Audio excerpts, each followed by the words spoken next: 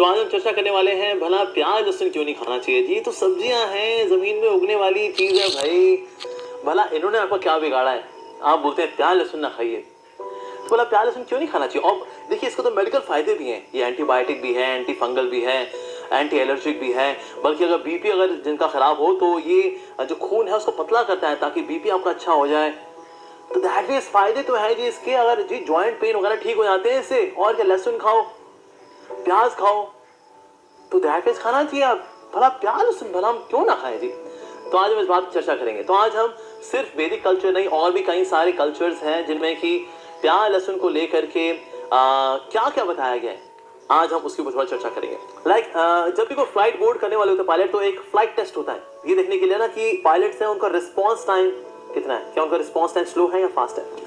सो इसीलिए 72 घंटे पहले रेकमेंड किया जाता है कि व्यक्ति प्याज लहसुन ना खाए, क्योंकि जब व्यक्ति प्याज लहसुन खाता है तो उसका जो रिस्पॉन्स टाइम है वो स्लो हो जाता है। जो चीज उसको 1 सेकंड में करनी चाहिए वो 2.5 सेकंड में करता है या 3 सेकंड में करता है, which is not good actually. तो इसीलिए इवन पायलट्स को भी रिकमेंड किया जाता है कि आप प्याज लहसुन कम से कम 72 घंटा पहले ना खाएं, ताकि आपका जो रिस्पॉन्स टाइम है वो क्विक रहे, फास्ट रहे। Sometimes you have to take quick decision making, तो decision making become slow down, क्योंकि नर्वस सिस्टम जो है वो वीक होता है अगर हम प्याज लहसुन खाते हैं तो।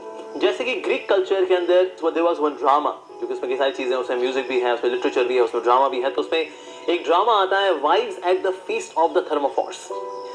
उसके अंदर कुछ ऐसी स्त्रियां दिखाई गई हैं जो कि लंपट हैं, यानी कि बाहर भी कहीं जाती हैं, चरित्रहीन है थोड़ी सी, अपने पति के अलावा जब और पुरुषों का संग करती हैं तो उनको वहां पर ये एडवाइस किया जाता है कि देखो, अगर आप बाहर कहीं होकर के आती हो और आप चाहती हो कि आपके पति आपके पास ना आए और ये पता कर लें कि आप किसी और का संग करके आई हो, तो बेस्ट है कि तुम ना प्याज लहसुन खाया करो। उससे क्या, तुम्हारी इतनी फाउल स्मेल रहेगी कि ना वो तुम्हारे पास नहीं आएंगे, और जब तक ये फाउल स्मेल जाएगी तब तक तुम कोई ना कोई बहाना सोच लेना कि किस तरह से अपने पति को घुमाना है। So that was there in this drama. साथ ही ग्रीक कल्चर में एक फिजिस्ट हुए, उनका नाम है हिप्पोक्रेटिस। उनका ये कहना है कि अगर हम प्याज लहसुन खाते हैं, ये ग्रीक कल्चर की बात कर रहा हूं मैं, अगर हम प्याज लहसुन खाते हैं तो प्याज लहसुन खाने से बॉडी के अंदर जो आपके पेन्स हैं वो एग्रेवेट हो जाते हैं, वो बढ़ जाते हैं वो, और साथ ही मन जो है बड़ा बेचैन हो जाता है, और जो भी शांति है आपके अंदर, जो आपके एक इनर ट्रैंक्विलिटी है, वो छिन्न भिन्न हो जाती है। इसी प्रकार से रोमन कल्चर के अंदर there was one person known as Pompeii and he was selling onion garlic. जैसे ही उनको ये दिखा कि वो प्याज लहसुन बेच रहे हैं तो रोमन कल्चर में उन लोगों ने उनको तिरस्कृत कर दिया, that you are an outcast, आप तो मतलब आपको हम प्रजाति से बाहर निकालते हैं, अपनी जाति से बाहर निकालते हैं आपको।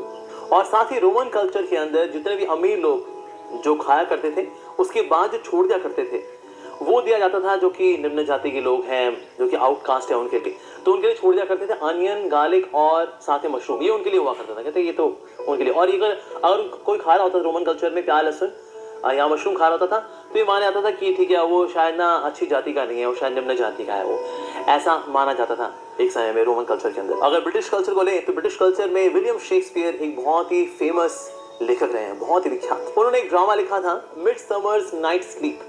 इसके अंदर विलियम शेक्सपियर बताते हैं, जहाँ पर वो एक कॉन्वर्सेशन लिख रहे हैं, एक व्यक्ति बॉटम नाम का व्यक्ति है, उसके लिए डायलॉग लिख रहे हैं, तो उसमें वो लिख रहे हैं कि देखो प्याज लहसुन जो है मत खाया करो, क्योंकि अगर तुम चाहते हो कि तुम मीठे शब्द बोलो तो तुम्हें कुछ सात्विक खाना चाहिए, तुम्हें कुछ मीठा खाना चाहिए। अगर तुम कुछ बहुत ही बदबूदार खाओगे तो तुम्हारे शब्द भी बदबूदार हो जाएंगे। विलियम शेक्सपियर ने ऐसा लिखा अपने नॉवल के अंदर। साथ ही ब्रिटिश कल्चर में 2 लोगों का नाम आता है, एक का नाम है पर्सी शेली और दूसरे का नाम है लॉर्ड ब्रायन।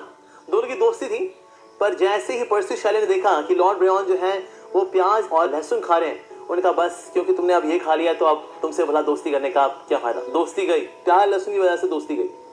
और इजिप्ट कल्चर में अगर कोई व्यक्ति प्याज लहसुन खाता हुआ पाया जाता था तो उसको फिर निम्न जाति का, निम्न कल्चर का आउटकास्ट मान लिया जाता था। लेकिन अगर कोई भगवान की पूजा करने वाला है, नो। साथ ही टर्की की कल्चर में ऐसा माना जाता है कि जब शैतान को स्वर्ग से बाहर निकाला गया तो जब उसने अपना लेफ्ट कदम बाहर रखा तो वहां से निकला गार्लिक, और जहां उसने राइट कदम रखा तो वहां से निकला प्याज।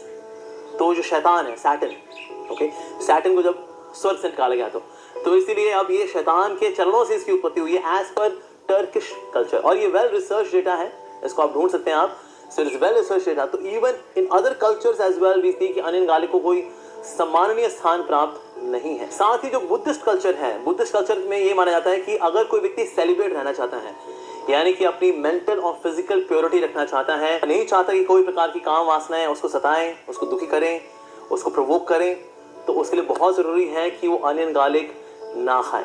और जो ट्रेडिशनल जो बुद्धिस्ट कल्चर के जो रेस्टोरेंट्स हैं वहां पर अनियन गार्लिक सर्व नहीं किया जाता।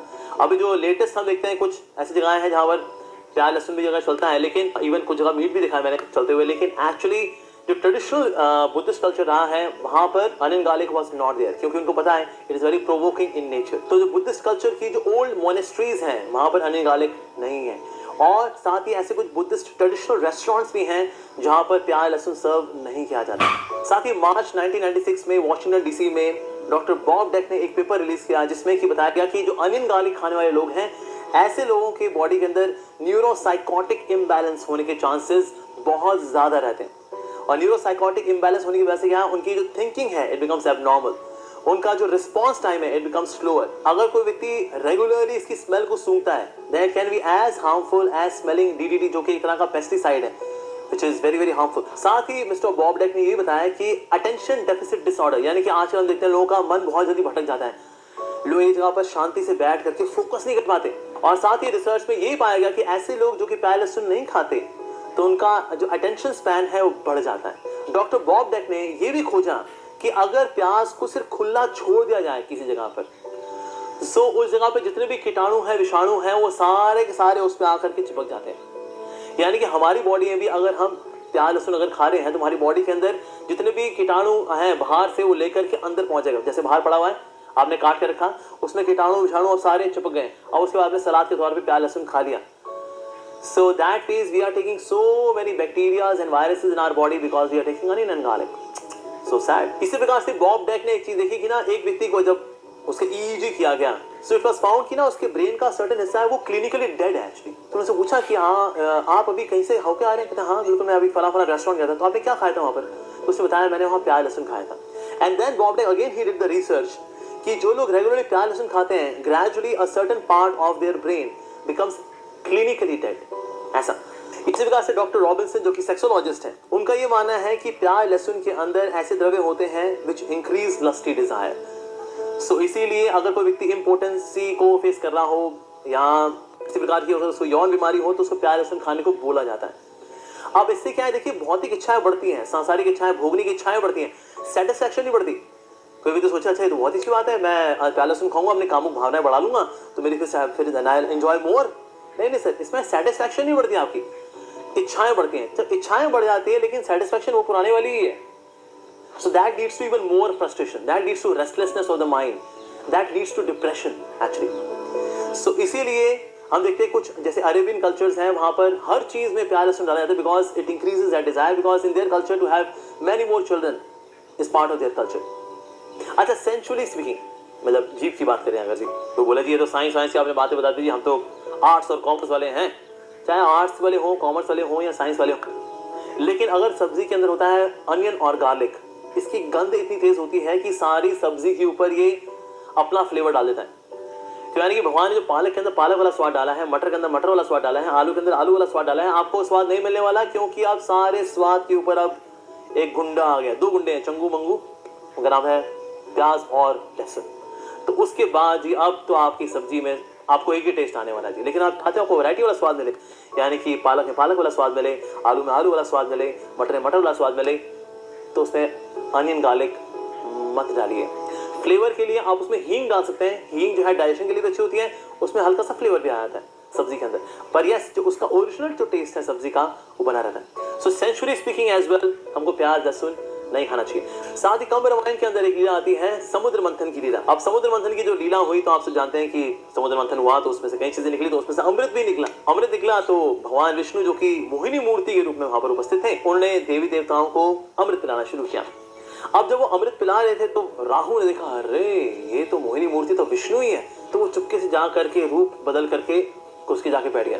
तो सूर्य और चंद्र ने देख लिया, कहते अरे ये तो राक्षस है, ये तो राहु केतु, अरे तो बता दिए भगवान को, भगवान आप जिसको पिला रहे ना अमृत, वो असल में वो राक्षस है जो यहाँ के मिला हुआ है, पर अभी उसका अमृत अभी अंदर यहाँ तक गया ही था। भगवान ने तुरंत सुदर्शन चक्र निकाला और उसका गला काट दिया। जब उसका गला कटा तो जहां पर हड्डी गिरी वहां से लहसुन होगा, और जहां मांसपेशियां गिरी वहां से प्याज होगा। तो इस प्रकार से प्याज और लहसुन की उत्पत्ति जो है वो एक राक्षस से हुई है, लेकिन क्योंकि अमृत के टच में आ करके हुआ ऐसा, इसीलिए कुछ हेल्थ बेनिफिट्स भी मिलते हैं उसके अंदर। लेकिन क्योंकि है तो वो राक्षस का खून, राक्षस की हड्डी, तो इसीलिए उसके अंदर तामसिक क्वालिटीज भी उगती हैं प्याज लहसुन में। साथ ही अग्नि पुराण के अंदर एक और भी कथा आती है कि पहले अश्वमेध यज्ञ भी हुआ करते थे, साथ ही गौमेध यज्ञ भी हुआ करते थे। तो उस वक्त जो ब्राह्मणर्स दे वर सो पोटेंट, दे वर सो पावरफुल कि अगर गौमेध यज्ञ होगा then immediately new life was being given to the cow. So there was one priest who was doing this fire sacrifice and his wife was also sitting along with him. So वो जब ये यज्ञ कर रहे थे, so उनकी जो wife थी she was pregnant at that time. अब क्योंकि प्रेग्नेंट थी तो इसीलिए उनको ना बहुत भूख लगी, और ऐसा माना था आयुर्वेद के अंदर कि अगर गर्भवती स्त्री को भूख लगी हो और वो कुछ ना खाए अगर, तो बच्चा जब पैदा होगा तो बच्चे की ना लार गिरती रहेगी। आप देखिए कई लोग होते हैं बोल रहे होंगे ना, बोलते बोलते उनकी लार गिर रही होती है, या अगर सो जाते हैं तो उनकी लार गिर रही होती है, सिराने पे लार गिर जाएगी उनकी, या वो पढ़ रहे होंगे पढ़ते पढ़ते लार गिर जाएगी। इसका मतलब है जब वो माँ की कोख में थे तो उस वक्त जब माँ को भूख लगा करती थी तो उनको खाने को नहीं मिला करता था for whatever reason. So that is उसने उस ब्राह्मणी ने सोचा कि ना अगर मैंने अभी कुछ नहीं खाया अगर, तो फिर मेरा बच्चा पैदा होगा तो लार गिरेगी, और लार निकालना अशुभ माना जाता है क्योंकि इस लार के माध्यम से even evil spirits can get inside the body. सोचा मैं क्या करूं, तो वहां पर जो गाय थी, गाय का हिस्सा लेकर के उसने अपने पास रख लिया। अब जो उन्होंने स्वाहा किया तो तुरंत जो आत्मा थी जो गाय की, उसको एक तुरंत नया शरीर मिल गया, and new cow was there, that was the potential of Satyuga ब्राह्मणर्स। लेकिन वो गाय तो थी, लेकिन गाय का एक हिस्सा वहां पर नहीं था उसकी बॉडी में। तो ब्राह्मण ने देखा, अरे ये एक हिस्सा नहीं है, ये क्या चक्कर है? तो उन्होंने ब्राह्मणी से पूछा कि तुमने कुछ किया था बीच में? तो उन्होंने बताया कि मैंने ऐसा किया था, मेरे से गलती हो गई एक्चुअली। तो उन्होंने काऊ का वो जो फ्लैश लिया उसको फेंक दिया। तो जब फेंका तो जहां पर जो गौ माता है उसकी जहां हड्डी गिरी वहां से लहसुन होगा, और जहां फ्लैश गिरा वहां से प्याज होगा। तो इसलिए अगर हम प्याज लहसुन खा रहे हैं तो बेसिकली हम गौ माता की हड्डी और मांस खा रहे हैं, उसकी ट्रांसफॉर्मेशन खा रहे हैं इन अ वे। सो दिस एज पर अग्नि पुराण।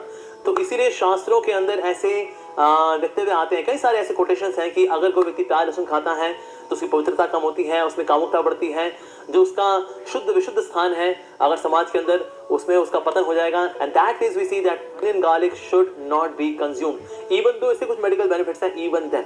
जैसे अगर मान लीजिए कोई आलू का पराठा आपको दे, लेकिन आलू के पराठे के अंदर थोड़ा सा पोटेशियम साइनर भी दे दे अगर एक बूंद, बाकी 99% आलू का पराठा घी वाला एकदम, तो क्या हम उसे खाएंगे? नहीं। भले ही वो आलू का पराठा है, टेस्टी है, घी भी है उसके अंदर, बट लेकिन साथ में पोटेशियम साइनाइड भी है, तो इसीलिए हम पूरी टोटलिटी में उसको एनालाइज करेंगे तो हम उसको नहीं खाएंगे। उस तरह से अगर मान भी लें कि अगर अनियन गार्लिक के अंदर कुछ मेडिकल बेनिफिट्स हैं, लेकिन अगर आपका अटेंशन स्पैन कम हो गया, अगर आपका उम्र कम हो गई, आपकी बुद्धि तामसिक हो गई, आपके विचार तामसिक हो गए, तो देखा जाए तो overall it is not a profitable business to have onion garlic. इसी प्रकार से चाहे हम साइंटिफिक रीजन देखें या फिर स्क्रिप्चुअल रीजन देखें या फिर जीवा के रीजन यानी सेंसुअल रीजंस देखें, इन सारे रीजंस को अगर एसिमुलेट करें, ये बात क्लियरली साबित होती है जी हमें अनियन गार्लिक नहीं खाना चाहिए। सो अनियन गार्लिक ना खाना ये सिर्फ इंडियन कल्चर का ही नहीं बल्कि बाकी कल्चर में, चाहे टर्किश कल्चर हो, इजिप्शियन कल्चर हो या फिर रोमन कल्चर हो, इन सारे कल्चर्स के अंदर अनियन गार्लिक खाना हैज बीन प्रोहिबिटेड। इसलिए मेरा सबसे निवेदन है शीघ्र अतिशीघ्र प्याज लहसुन छोड़ने का प्रयास करें। बल्कि देखिए महंगा भी आता है, आपके पैसे बचेंगे, बल्कि उस पैसे का थोड़ा दान करिए, किसका भला होगा, या इस्कॉन टेम्पल में दीजिए, हम गरीबों को खिलाएंगे आपके बिहाफ पर। that can be the proper use of that money instead of spending it on onion and garlic। तो इसीलिए प्याज लहसुन हमें नहीं खाना चाहिए, सात्विक खाना चाहिए, वही भगवान को भोग लगा करके, भगवान को भोग लगा हुआ सुपर सात्विक ट्रांसेंडेंटल फूड खाएं, एंड दैट इज जैसा अन्न वैसा मन और वैसा ही जीने का ढंग। हरे कृष्णा।